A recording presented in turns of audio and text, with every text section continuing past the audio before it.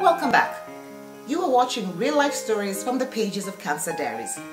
PRISCA has been diagnosed with HER2 positive breast cancer while in Uganda.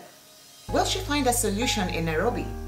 I called my niece now, my other caregiver, Njeri. She was staying here in my house. Then I told her, I'm on my way. Then I think later on she was telling me now, she was like, I normally tell her when I'm supposed to go. So I'm just telling her now suddenly. But she didn't ask me too many questions. So that day, remember my cousin Washu texted me and told me, hey, Nje. Okay, they call me Nje, short form of Njeri. Ni kama auntie ni mgonjwa. Because ametoka job and she's crying. And I asked her, what do you mean? She told me, I don't know, but I think she's not feeling well. And that was the end of the story. So all of a sudden, my aunt is calling me and she's like, Sasa Nje, I'm coming today. I'm like, huh? In Kenya? Yeah, mbona, I have some business to attend to. So ntafika na asubuhi na basi. So I was like, okay, wewe tu kuja utanipata. I remember in the shamba, there used to be, what will I call them? Zile mboga za mukimo. And she used to love mukimo very much. So that day, I prepared for her that mukimo. PRISCA's long journey from Kampala was not the most comfortable, but her eyes were firmly fixed on her destination and hopefully a solution to the agonizing pain in her breast. But I remember when now I was in the bus, remember now I had told you that I had like two, so I'm feeling even pain. I remember even I unlocked my bra from behind because I was feeling everything is tight, you know, and I'm feeling pain.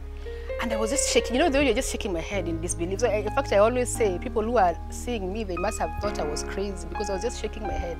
You know, like, it can't be true. I'm not saying the words, but, you know, so I kept on doing that, PRISCA arrived in Nairobi and went straight to find her doctor. The hunt for her treatment had begun in earnest. So I land at Nairobi, downtown, because that is where Modern Coast goes. I take a cab. So I take a cab, I go to Nairobi Hospital to look for this Dr. Otieno, I was told. So I search.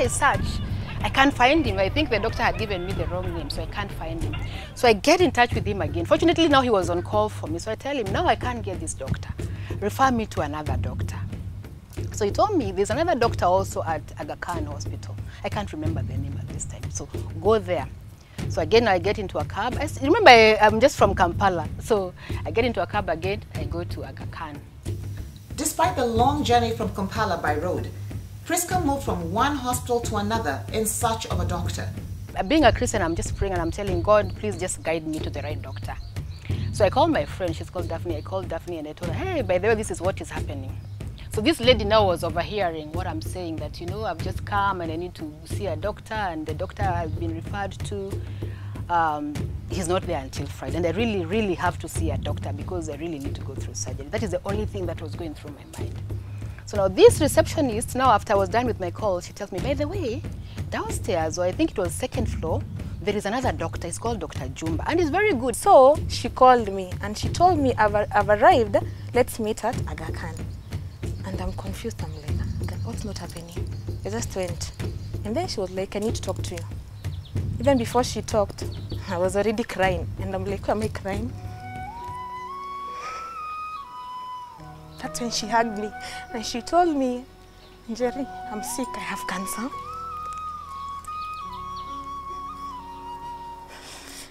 I remember I just looked at her and I froze. I was like, cancer is a deadly disease. When you have cancer, you can't survive. What are you telling me? And I just remember, I just froze. We hugged. And she told me, don't worry, I'm going to be okay. The only thing I ask from you is to be strong for me. Because you guys are the people who are like my family. And basically, I remember it was a long night. And a long night it was. A night of anxiety. A night of many fears and tears. A night of not knowing if tomorrow would come. 17, I saw Dr. Jumba. I gave him the results from my biopsy. So he went through them. And then he did the examination. Even him, he could not feel the way I was feeling the 2 lumps. So he told me, I'm really sorry. But unfortunately, your breast has to go. PRISCA was going to undergo a mastectomy. She was going to lose one of her breasts. For a young mother like PRISCA, this was going to be hard. So this is the same day now. I've come to see a doctor whom I had never met before.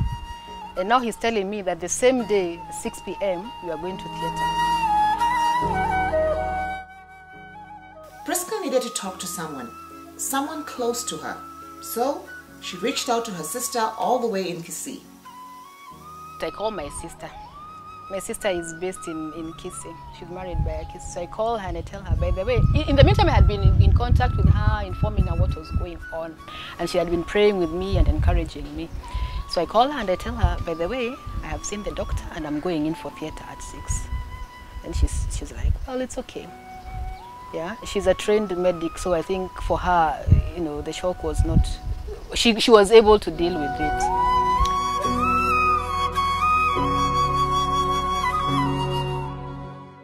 PRISCA was going in for surgery.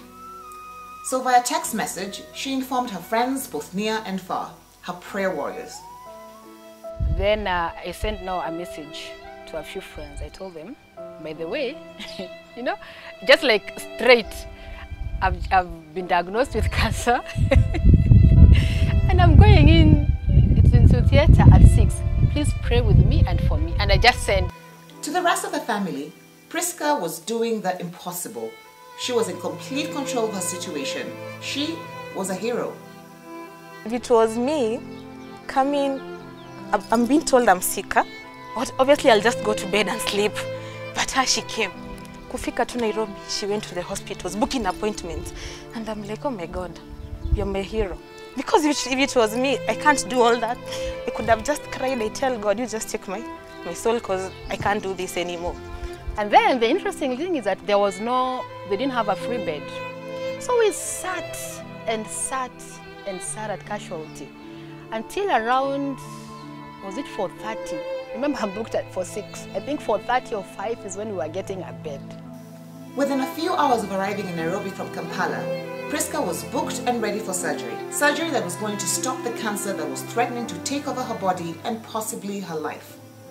So that morning we woke up very early, we went to Aga Khan, and I remember my cousin who is in Mbogwa also joined us, and then now we were like helping her out, signing the forms and all that, and basically she was admitted. So I remember when the doctor came, is it Jumba or Jumba, yeah, he told us the operation is going to take like almost 2 hours at most. And they told her, how is it before we talk it, so not ile kipindi yetu ya Citizen, the Mexican. So she went to the theater, we prayed with her, we just told God, may your will be done, because we can't do anything for her, just prayers. So finally they get a bed for me. Then we go now to the hospital bed. And then, of course, the usual things, they are getting for you forms to sign, they are getting anesthesia. I mean, everything is happening so fast that you can't even believe, eh? So even here, I'm thinking to myself, today I'm having 2 boobs, tomorrow I'll have 1. Or in another few hours, I'm going to have 1, you know? So what is a mastectomy? Mastectomy is a way of treating breast cancer by removing the entire breast through surgery. There are 5 different types of mastectomy. Total mastectomy. The surgeon removes the entire breast. Modified radical mastectomy involves the removal of the breast tissue and lymph nodes. Radical mastectomy is the most extensive type of mastectomy. The surgeon removes the entire breast and also removes the wall muscles under the breast. Partial mastectomy is the removal of the cancerous part of the breast tissue. Nipple-sparing mastectomy involves the removal of all the breast tissue, but the nipple is spared. Even with the surgery only a few hours away, PRISCA still had some questions for her surgeon. The sooner this was over, the sooner she could get back to her normal life. Dr. Jumba now came. Then I asked him, so how long do you think this procedure will take? Then he tells me maybe like about 2 hours. Yeah, so I know it's 6. So by 8 I'm done. So I told my niece, by 8 o'clock we are going to watch this soap with you. I'm going in, we'll be together at 8 o'clock.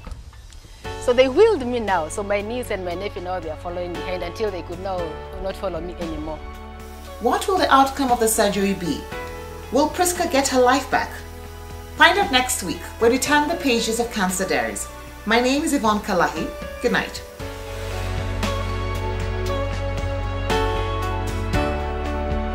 So I'm just laying on my back, then I could call my niece, she has to move me. So in the meantime, you're also so frustrated. So you know, you're like relying on everybody for everything.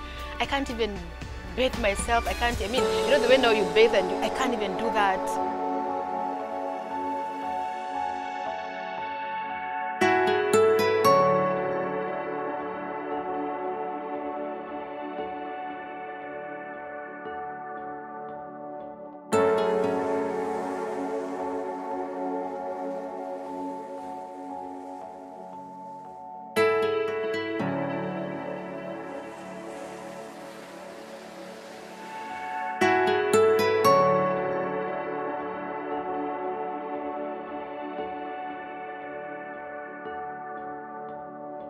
Start by doing what is necessary, then do what is possible, and suddenly you are doing the impossible. Francis of Assisi.